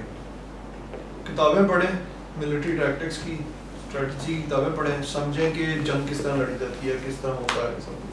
और ये आज की नहीं लिखी हुई है, बड़ी पुरानी लिखी हुई है। तो वो मैं नहीं बताऊंगा कि क्या किताब है क्या नहीं है, वो खुद रिसर्च करें और पहुंचे उन तक। Once you have that knowledge, अपने आप को अवेयर करें दुनिया के बारे में और रेडी हो जाएं फॉर द फाइनल बैटल जो इस दुनिया के ऊपर आएगा। What is that? और वो वही है जिसका आपको प्रॉमिस किया गया है और आपके सामने वो हो रहा है इस वक्त दुनिया के अंदर। 2027 जो है ना, उस साल का वेट करें, उस साल में कुछ इस दुनिया में सीरियस होगा। ये मुझे लगता है कि एक world war is on its way to happening 2027 में। ऑलरेडी हम लोग वर्ल्ड वॉर में है नहीं, हम हैं, लेकिन अभी बहुत सारे लोगों के अंदर नॉर्मल सी बायस है। नॉर्मल सी बायस ये होता है कि सब कुछ ऐसा ही रहे, सब कुछ ऐसा ही रहे, मैं ठीक हूँ, मुझे कुछ नहीं होगा, मेरा ठीक है। तो बड़े ऐसे हमारे दोस्तों के ग्रुप में भी बोल रहा था कि सब रेडी हो जाओ, गान शान सीख लो। तब मैं बच्चा था, तब मुझे एक्सप्लेन नहीं करना था लोगों को। अब मैं वो बोलता ही नहीं हूँ। अब मैं वो कहते नहीं को मुझे पता है कि यार जिसने नहीं समझना ना, जिसने आगे से इस बात का मजाक उड़ाना है, he has it coming to him।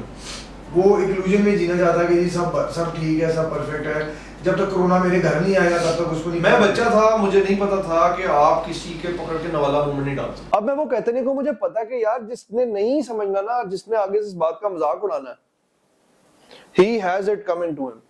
वो एक इल्यूजन में जीना चाहता है कि जी सब ठीक है, सब परफेक्ट है, जब तक कोरोना मेरे घर नहीं आएगा तब तक उसको नहीं। मैं बच्चा था, मुझे नहीं पता था कि आप किसी के पकड़ के नवाला मुंह में नहीं डाल सकते। अब मुझे पता है कि आप किसी के नवाला मुंह में नहीं डाल सकते। अब मैं कहता हूँ नहीं, सब ठीक है, आप जीते रहे जिस तरह आप जी रहे हैं, आप एंजॉय सीखने नहीं चाहते, चेंज ही नहीं होना चाहते, आप एंजॉय करें। आप 2 बजे जाके कॉफी शॉप में बैठ के तो हर पॉलिटिशियन को गालियां दें, आप जो है क्या इसका नाम है, अपने आप को सबसे बेहतर समझें, और आप ओवरवेट भी हों, आपकी डाइट भी खराब हो, और आप दीन का भी नहीं कुछ काम कर सकते, 5 वक्त की नमाज भी नहीं पढ़ सकते, आप हर किस्म का बहाना आपके पास जिंदगी की हर चीज में, फजर के वक्त नहीं उठ सकते आप, कोई एक चीज नहीं कर सकते आप अपनी जिस्म और दिमाग की सफाई करने के लिए, तो आप इसी इल्यूजन में रहें, चलते रहें आप इसी इल्यूजन में। उसका आपका कोई कुछ नहीं कर सकता, और ना आप किसी किस्म के भी इस्लाम को मदद दे सकते हैं, ना आपको फिर ये भी हक है कि आप किसी किस्म की इजराइल फलस्तीन पे बात करें, क्योंकि आपका अपना ही घर ठीक नहीं है। नहीं ठीक, मतलब इजराइल में इतना सब कुछ हुआ, हम सारी मुस्लिम नेशन कुछ भी नहीं कर पाए। इस वजह से नहीं कर पाए क्योंकि सब इसमें मुब्तला है। एवरीबॉडी इज आपका जो बातें करते हैं ना, सारी दुनिया बातें करती है कि यार वो यूएई और सऊदी अरब और ये सारी जो बड़े बड़े मुल्क हैं, इन्होंने कुछ नहीं किया। दे आर लाइक एक अलामत है, UAE is one of the fattest most unhealthy Nations in the world now, because of that gluttony and that greed, that so much desire and मजा and enjoyment and pleasure कि वो war तो बहुत ही दूर की बात है। रिजल्ट ये है आपके सामने कि वो ये एक जो कंज्यूमरिज्म का भूत है ना, ये हर पाकिस्तानी के सर पे सवार है। ये सब जो बंदा, आप ये सोचें कि आप सिचुएशन ऐसी है कि जो बंदा एक मजदूर नहीं, जो बंदा एक लोअर मिडिल क्लास का भी है ना, वो भी सिर्फ उसका एक ख्वाब है कि मैं अमीर हो जाऊं, बस वन ट्रैक माइंड गोल है कि मैं अमीर हो। वो इंप्रेस ही इस चीज से होता है कि किसी बंदे ने जूते क्या पहने हुए हैं, तो कमीज क्या पहनी हुई है, तो पैंट क्या पहनी हुई है, तो खा वो चलो ना गाड़ी कौन सी चला रहा है। हाँ, वो चलो ना आती है, वो कहती है 2 कनाल का घर है, 2 कनाल वालों से रिश्ता कराऊंगी। एग्जैक्टली। अब बात ये कि मैं कभी-कभी और मुसलमान है ये, मैं लाहौर आया हूं, मैं कह रहा हूं कि यार इस मुल्क में तो ऑल्टो होनी चाहिए कि हर जगह जो है वो घुस जाए और आराम से पार्क हो जाए, जिंदगी आसान हो जाए। उस बंदे का माइंडसेट होता है यार किसी दिन मैं इंशाल्लाह मैं एक दिन अल्लाह रेंज रोवर देगा। वो ये नहीं कहता कि इंशाल्लाह मुझे अल्लाह तौफीक देगा कि मैं फलस्तीन फतह कर लूंगा, ना, ये ज़हन में ही नहीं है। या मुझे अल्लाह एक वैसा बना दे जैसे सहाबा थे, भाई यही सुभान अल्लाह, सुभान अल्लाह। ठीक है ना, वैसे वो भी नहीं। सहाबा तो दुआ करते थे, मेरा कान ऐसे कटे, मेरा मुंह, मुझे वो शहादत मिले, मेरी लाश उस तरह जाए, अल्लाह ताला। दैट लेवल ऑफ फेथ, जिहाद से शहादत से डरते हैं। यस, इन्हें कोफ्त होती है वो सुन के। जिस तरह एक इंसान, अगर जिस तरह किसी के ऊपर कोई जिन सवार हो ना, कोई बुरा जिन सवार हो, तो उसके सामने कुरान की बात करो तो उसे बुरा लगता है। इनके सामने शहादत की बात करो या जिहाद की बात करो तो ये ऑफेंड होते हैं, इन्हें बुरा लगता है। हमारे कितने अब्दुल्ला ऐसे दोस्त हैं जो इस्लाम के बारे में इतनी अजीब सी बात कर देते हैं, और मैं इतना हर्ट होता हूँ। मैं कहता हूँ यार ये कैसे कर सकते, बीइंग अ मुस्लिम वो जज कर रहे थे। अच्छा, मैं ये सवाल पूछना चाहता हूँ, how did you discover Allah?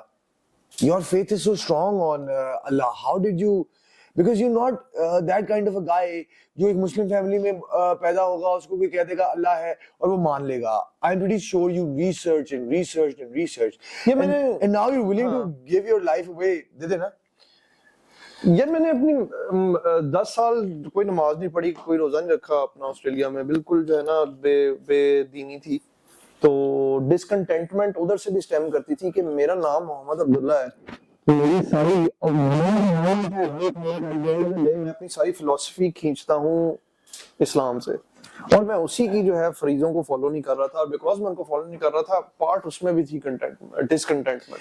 Yes, तो डिसकंटेंटमेंट जो नाखुशी थी उसमें एक सबसे पहले फिजिकल बॉडी आई. फिजिकल बॉडी है जिसने मुझे डिसिप्लिन सिखा दिया. मुझे डिसिप्लिन के बगैर कुछ भी फॉलो नहीं होता. उसके बाद इस्लाम भी फॉलो नहीं होता. इस्लाम सारा discipline. Let's talk about your discovery and your belief on Allah. How do you know Allah exists? यार how do I know Allah exists? Because Ibn Sina ने एक किताब लिखी थी, अब मुझे उसका एग्जैक्ट नाम भूल गया यार. इब्न सीना ने एक किताब लिखी थी, उसने प्रूव किया था कि अल्लाह एग्जिस्ट करता है. कि अगर आप हर चीज का कोई किसी चीज ने क्रिएट किया, फिलोसॉफिकल तरीका है अल्लाह को एक्सप्लेन करने का. हर चीज को किसी चीज ने क्रिएट किया, राइट? तुमने किसी चीज को बनाया है, तुमने अगर टी शर्ट पहनी हुई है, इसको किसी ने बनाया, तो अगर इसी प्रोसीजर से आप पीछे जाते रहो, इसने इसको बनाया, इसने इसको बनाया, इसने इसको बनाया, कट करते आप जाते रहो, तो किसी स्टेज पे दिस हैज टू स्टॉप, वरना सेंस नहीं बनती बात की. नॉनसेंसिकल एग्जिस्टेंस हो जाती है. आप समझ रहे हैं?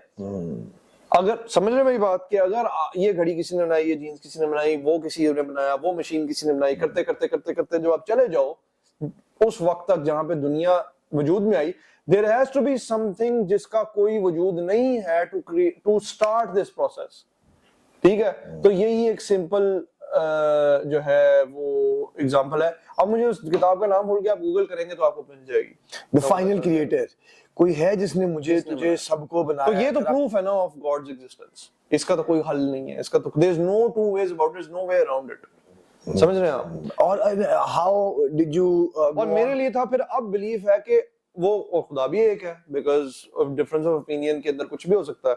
तो फिर उसके बाद एक तो बात थी कि मैं कभी बेदीन नहीं हुआ. मैं बेदीन नहीं. हाँ, वो बचपन से आई नो यू. मैं फॉलो नहीं, प्रैक्टिस नहीं कर रहा था इस तरह से कि मैं गलत कामों में लगा हुआ था. मेरा कंटेंटमेंट मैं पैसे में ढूंढ रहा था, मैं जो हूँ सक्सेस में ढूंढ रहा था अपने. तो स्पिरिचुअलिटी की जर्नी कैसे शुरू? स्पिरिचुअलिटी की जर्नी इसी तरीके से स्टार्ट हुई कि अल्लाह के अंदर भरोसा किया और जो है कुरान पढ़ना शुरू किया. हिस्ट्री में तो मिलिट्री, इस्लामिक मिलिट्री हिस्ट्री तो वैसे ही मेरा एक पर्सनल टॉपिक था. एक बहुत हज़रत अली इब्न अबी तालिब की पर्सनालिटी ने मुझे बहुत ज्यादा, जिसको कहते हैं ना, अफेक्ट किया, बहुत इंस्पायर किया, क्योंकि ही वाज मतलब असदुल्लाह. रसूलुल्लाह एमी किसी को ये नाम नहीं देते. हम उनकी उस एस्पेक्ट को डिस्कस नहीं करते ज्यादा फॉर व्हाट एवर रीजन. ये मॉडर्न इस्लाम का एक इशू है. उनके वॉरियर एस्पेक्ट को हम डिस्कस, यार उनका नाम असदुल्लाह था, तो वो उनकी कोई जंग के एस्केपेड्स ही नहीं है. खासतौर पे सॉरी टू से हमारी सुन्नी लाइफस्टाइल में हमें नहीं बताया जाता उनके बारे में, ना वो डिस्कशन की जाती है कि उन्होंने क्या कुछ अचीव किया. जब आप उनकी लाइफ पढ़ें और उनके आप, क्योंकि याद रखें हजरत अली इब्न अबी तालिब इज द ओनली पर्सन जिन्होंने रसूलुल्लाह उनके बाप की तरह थे, बिकॉज वो 8 साल के थे जब उनकी अडॉप्शन में आ गए. पहली मटन दूध की दावत दी, सबको इनवाइट किया, तो हजरत अली रज़ी अल्लाह अन्हु. हाँ, सो हजरत अली ने 8 साल की उम्र से लेके उन रसूलुल्लाह सल्लल्लाहु अलैहि वसल्लम की वफात तक उनके साथ वक्त गुजारा है थ्रू आउट. उनकी बेटी से उनकी शादी हुई, फिर उनके ब्लड लाइन उन्होंने चलाई आगे. तो वो जो टाइम उनके साथ गुजरा है ना उनका सारा, और ऊपर से याद रखें बनी हाशिम जो थे ना, रसूलुल्लाह की फैमिली बनी हाशिम है. दे वर वॉरियर्स. इनके पास थी चाबियां मक्का की, इनका काम था. दे वर वॉरियर्स. उमय्यद वॉरियर नहीं थे, वो थे ट्रेडर्स. इसलिए बेस्ड ऑन दैट फैक्ट इनकी काफी इज्जत थी. They were part of the leading families of Quraysh, but they were never rich. On the other hand Umayyad were rich because they were traders. वो फाइनेंशियल सिस्टम चलाते थे मक्का का, और ये काबा की रखवाली करते थे बेसिकली. जो सारे जो इर्द गिर्द के एरिया के लोग और बद्दू थे, वो अपने, और इवन अप अंटिल सीरिया अपने वो गॉड्स लेके आके, मूर्तियां लेके आके काबा में उन्होंने रखी हुई थी, तो ये रखवाली करते थे उसकी. ठीक है ना? तो एक रखवाले में और एक ट्रेडर में फर्क होता है. याद रखिए रसूलुल्लाह ने बड़ी जंगें लड़ी हैं बिफोर नबूवत. बिफोर दैट ट्राइब्स की आपस में लड़ाई थी. रसूलुल्लाह 40 साल जिंदगी गुजारी है यार मक्का में. एक नबूवत से, नबूवत के बाद की जिंदगी तो 23 साल की है. अच्छा प्रॉफिट रोड से पहले भी जंग पहले लड़ी? बहुत सारी जंगें लड़ी। रसूलुल्लाह वाज अ वॉरियर, रसूलुल्लाह वाज नॉट लाइक कोई वैसे इस किस्म का योगी docile किस्म का मंक नहीं थे रसूलुल्लाह, खुदा ना खास्ता। रसूलुल्लाह एक वॉरियर थे। रसूलुल्लाह जंग अपने हाथों से अपने पैरों पे खड़े होकर लड़ते थे। सल्लल्लाहु अब कौन है कैपेबल जंग अपने हाथों से लड़ना अपने पैरों पे खड़े होकर? हम में से कोई भी नहीं है। माशाल्लाह तू है यार। तो इस वजह से जब मुझे ये माइंडसेट पता लगा ना कि यार इस्लाम एक बेचारा लाचार दीन नहीं है, क्योंकि सहाबा नहीं थे, सहाबा बेचारे और लाचार नहीं थे। They stood up for themselves. उधर मैंने भी ये सोचा कि यार ये जो अपनी पीपल प्लीजिंग एट्रीब्यूट है, ये जो अपने अंदर सारा है, नहीं, अपनी बात किया करो जहाँ पे कि यार लोगों से डिसएग्री करना ठीक है। Honestly, genuinely, you so inspiring. माशाल्लाह माशाल्लाह, अल्लाह तुझे नजरे बद से बचाए. I'm always here for you as a brother. और I take so much inspiration from you, and I'm so glad we had this conversation online. जितने भी लोग सुन रहे हैं, I'm sure this will move them a lot. Thank you so much for taking out time. और जाने से पहले, one word, one statement that you want to give to all the people, to planet Earth, the world, Mohammad Abdullah भट्टी, अगर कोई एक बात अपनी जिंदगी में सारी दुनिया को कह के जाता है, क्या होगी वो बात? अगर आप I want you to look in the camera and maybe you can take a moment to think and just say whatever you have to say. ये अगर अपनी ज़िंदगी के अंदर कंटेंटमेंट चाहते हैं ना, तो 3 चीज़ें अपनी ज़िंदगी में मतलब अपनी कमर बांध लें। एक है रिस्क, एक है तकदीर और एक है ईमान। ये 3 चीज़ें जो है ना, रिस्क आपका ना कोई आपसे ले सकता है, ना आपको कोई दे सकता है जितना आपको लिखा हुआ वो। तो जो मर्जी हो जाए ना, वो you need to have faith कि आपको कोई किसी किस्म की इधर से लेफ्ट राइट से कोई हरकत करने की आपको जरूरत नहीं है। जो आपको मिलना है वो आपको मिलना है। उसके बाद है तकदीर। तकदीर जो है ना, वो आपकी अल्लाह ने लिखी हुई है, वो कोई बदल, क्या आपकी शक्ल होनी है, क्या आपकी सूरत होनी है, क्या आपके बाल होने हैं, क्या आपका जिस्म होना है, बीवी, सब कुछ जो आपकी ज़िंदगी के अंदर मोटे मोटे बड़े बड़े फैसले होते हैं, वो उसके बारे में कुछ नहीं किया जा सकता। वो अल्लाह ने लिख दिया हुआ है। अल्लाह हर चीज़ पे कादिर है। अल्लाह का नाम है कादिर, हर चीज़ पे कादिर है। वो आपको दे भी सब कुछ सकता है, और अगर वो कोई एक फैसला कर ले तो आप जो मर्जी कर लें, वो हट भी नहीं सकता फैसला। और आखिरी चीज़ है ईमान के, अपना ईमान मजबूत करें कि जिस रास्ते भी आप ज़िंदगी में जा रहे हैं ना, वही आपकी अच्छा रास्ता है, क्योंकि अल्लाह ने चूज़ किया हुआ है। ईमान के बगैर ये दोनों चीज़ें नहीं हो सकती। आपका जब तक अल्लाह पे ईमान होगा तो फिर रिस्क भी हो जाएगा, तकलीफ के ऊपर भी आप कंटेंट हो जाएंगे। यही एक तरीका है ज़िंदगी में खुश होने का, और कुछ भी नहीं। मैं जेन्युइनली मेरा दिल करे, मैं अगर आई थिंक खड़ा हूँगा तो वो क्लोज कैमरा है, लेकिन मैं इस तरह से खड़े होकर स्टैंडिंग ओवेशन दे देता हूँ। अल्लाह तुझे नजरे बद से बचाए, खुदा की कसम। This is one of the best podcast of my life. Good luck तेरे अपने कल ट्रिप के लिए, तू ऑस्ट्रेलिया जा रहा है। थैंक यू सो मच जो शॉर्ट नोटिस में मेरे लिए आया। आई एम श्योर कि बहुत ज़्यादा सुनने वालों को फ़ायदा होगा, और इंशाल्लाह नेक्स्ट टाइम मैं करूँगा, मैं ऊपर अपना ना रूम सेटअप कर रहा हूँ, वीडियो पे तो मैं ना लाइव में जाऊँगा, ऑडियंस के साथ कॉन्वर्सेशंस करेंगे, और मैं ये ऑन कैमरा सबके सामने रिक्वेस्ट कर रहा हूँ हाथ जोड़ के, प्लीज स्टार्ट क्रिएटिंग कंटेंट। एक तो तू बिलियंस बनाएगा, वो तो ऑलरेडी रिस्क लिखा हुआ है, लेकिन that's not the purpose. The purpose is that you are a Muslim warrior जिसके पास ईमान है, who is already practicing it, mashallah, and I'm telling you, you're my hero, and I want you to create content for all those Abdullahs and Alis out there जो तुझे देख के inspiration लेंगे कि यार अगर अब्दुल्ला कर रहा है, अब्दुल्ला बोल रहा है, तो हाँ यार, क्योंकि मैं समझता हूँ मुस्लिम that's also a responsibility. So promise me online that you will connect with audience. बिल्कुल करेंगे जी, बिल्कुल करेंगे। Thank you so much Abdullah.